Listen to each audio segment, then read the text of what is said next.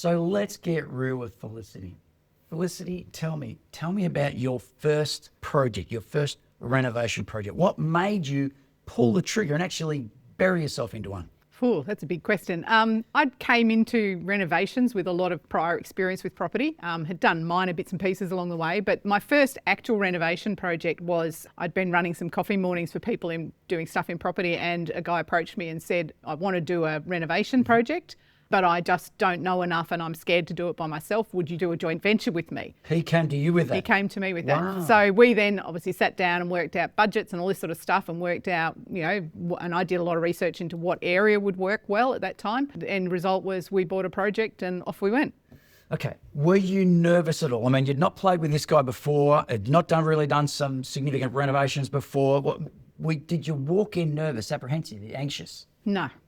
Oh, so where did that No, I don't do come nervous. Well, I mean, the initial negotiations for the property were fun because the agent sat me down and said, oh, you can buy it for this and this is what the renovation will cost you and this is what you can sell for it. And I'm just looking at him going, yeah, you haven't factored in interest, you haven't factored in stamp duty, you haven't. And from that moment on, the conversation just went to a much better level because we started getting real. And I, again, had done my numbers, as I always talk about, and I knew that I had a figure. This was the most I could afford to spend on this project, and they wanted more. So I was willing to walk away. I just said, no, that just doesn't work at that level. And then got into my favourite buying time of the year, Christmas, New Year. Isn't it a wonderful time of the year? It's a wonderful time to buy property. Yeah, because a lot of people are like, oh, it's been on the market for a while, and the New Year, and it's a whole New Year resolution thing almost of like, I just want to move on. I just want to get into a new. And I align it to the Christmas lunch. Yeah. When I'm sitting down at Christmas lunch, I do not want the baggage to come with me to that lunch. Vendors are far more enthusiastic about letting stuff go emotionally and taking a lower price in order to do so. Yeah. Sorry, go on. So I went in basically between Christmas and New Year with the offer that I was willing to make, and they accepted it. Well, okay, so let's cast our mind back then even further to your first property purchase. I'm trying to think which was actually the first, but I mean, the first thing I did with my ex was we bought a block of land and then built our home on it. And I think that's probably my first, but I did a couple of other things fairly soon afterwards. So it's a long time ago.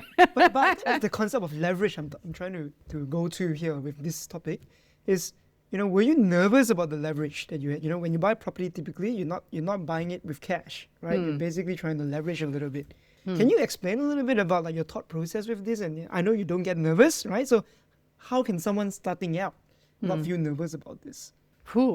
Starting out. I mean, again, it's your numbers. If your numbers are right and you stick to them, that's the other thing. It's all very well to say, okay, my top price on this property is X, and then you get into an auction scenario and all of a sudden you're going, well, if I just don't, put in a dishwasher, I'll save 5 so I can bid more. I mean, as soon as you start going down that path, walk away. Because you've gotten emotionally involved at that point, and that's where you're going to learn big time. But my favourite thing, I had an auction, bought a property for a client not long ago for a rooming house conversion. The auction was slowing down and people were doing the $1,000 bids after 5 minutes discussion on the phone. And so they'd go, something 61,000, and I'd be like 70. And I'd just come bang straight in because I was still under my budget. So I'm like, well, I'm not going to pussyfoot around with $1,000 bids. We'll be here all day. So I did it a couple of times where I just jumped it substantially and still under budget. But if I'd hit my budget level, I would not have kept bidding. Bringing your mind maybe a bit forward again, what was the best project you've ever done and what made it the best project? Honestly, I think that first JV project. Really? Yeah. That was a win for you. Because that was the start of a journey to full time. And because I've met such an amazing business partner, so that's where it all started. But just the satisfaction I get from seeing a house as it was and then turning into what it can be, it's an amazing feeling when you come in the door and just go, wow. And we actually had it, our first open inspection, I think it was grand final day in Melbourne, which, is traditionally an awful day for an open. We had one of the best turnouts that they've had for a house, and we had, multiple offers that day. So that satisfaction of walking in and seeing what you've created is amazing. Yeah. If there is someone, and I'm sure this has happened for you, but if someone comes up to you and asks, listen, I want to do what you do. I'm just getting started. I want to do what you do.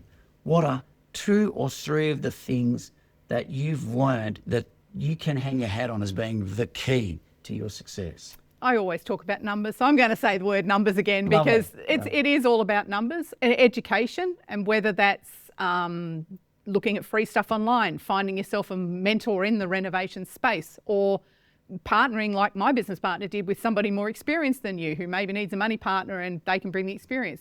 There's a lot of different ways that you can get that experience into your potential deal without you necessarily having it yourself. We've been talking today about risk mitigation, and the primary objective here is to make sure that your risks are mitigated before signing a contract. Some of the key things Felicity's just mentioned are playing with other people, getting the education that you need, and knowing your numbers. And those three things alone are massive contributors to mitigating risk. If you're feeling nervous at all about buying your first property, buying your first reno, buying your next reno, or amping up into the next level of activity that you are going into with your property investing, make sure that you get the people around you that can support you to help you achieve what you want to achieve, because they are out there.